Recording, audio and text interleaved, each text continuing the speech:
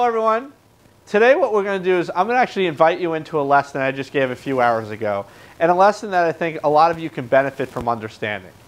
And what that is we're going to discuss the lower body and the backswing and what the lower body affects and how this can better your golf game. So here we have a golfer, 18 handicapper, before swings on the left-hand side. And this golfer specifically struggles for exactly what we're discussing with the lower body. Now, his critique to his golf swing is he just hates his irons. He doesn't know why, but he's always struggled with his irons. So much so that his longest iron is an 8 iron, and he plays a hybrid up into a 7 hybrid and is willing to play even more hybrids if he can find them. Now, what I want to do is I'm going to draw a line on the right hip on both his before and his after, his after being the green and his before being the red line. Now, as we take this gentleman up to the top, what you'll notice is the right hip starts to drift away from the target. Okay, so much so that if we drew a line now from the right hip straight down, that his hip is outside his right foot. Now, if we did the same thing to his new swing after understanding how his right hip should rotate properly, now we draw a line straight down from his right hip, and it's on the inside portion of his right foot. Now, what does that do? Well, that's certainly going to help the rotation of the upper body, but also what you'll notice is if we look at the down the line, and we drew a line straight down from the butt end of the club on the right-hand side of the screen, and we drew a line from the butt end on the left-hand side of the screen, that the golf club is certainly nowhere near as behind him. Now, what that tells us is that his hips are actually rotating again on the right-hand side of the screen, versus on the left-hand side of the screen, it's more of a sway or more of a lateral shift. Again, we'll take a look at the face-on view, and that's the difference between having the proper right hip shift or right hip rotation. In this specific golf swing, this is me demonstrating here. If I drew a line up on the right hip and I swing backwards, you can really see, because of a poor setup and because of me trying to get more into my right side, my right hip really slides backwards, and I really am in a poor position to return that golf club. And if I do return it anywhere on the golf ball, it's certainly not going to be a repeatable motion.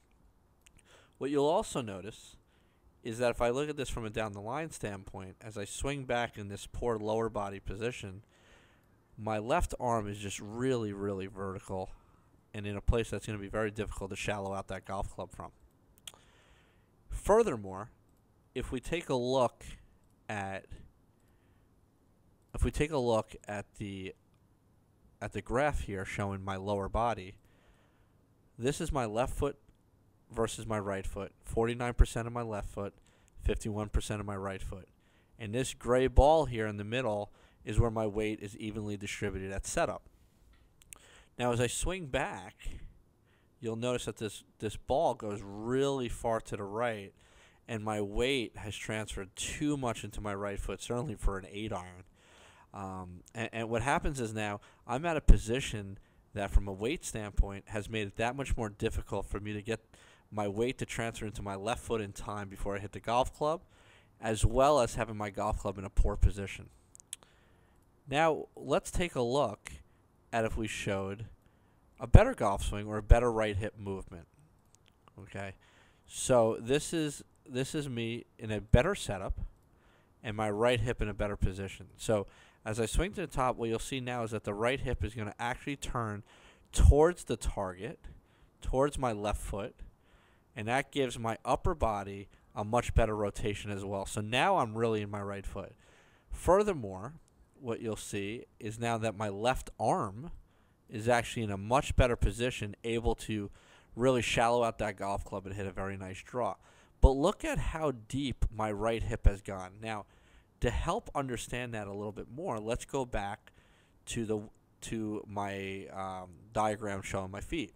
So as I swing to the top now, what you'll notice is that at the top of my swing, my weight is 56% in my right foot. So there really wasn't that much of a weight transfer. There really wasn't that much of a pressure transfer. And I think that's really important for all of you to understand out there. If I turn my right hip into my right heel properly, then my body stays more centered at the top. Okay? And now what we're going to do here is we're going to help illustrate that as well. So now let's bring this to a setup, and then we'll compare these two golfers. Okay? And so here we are at the setup. We're going to look at golfer 1 first and bring this golfer to the top. And as well, we're going to bring golfer 2 to the top. So what you'll notice is golfer 2, the one whose shaft is more to the left over here, more on the green line, has a different hand position for the simple fact of setup and how the right hip worked.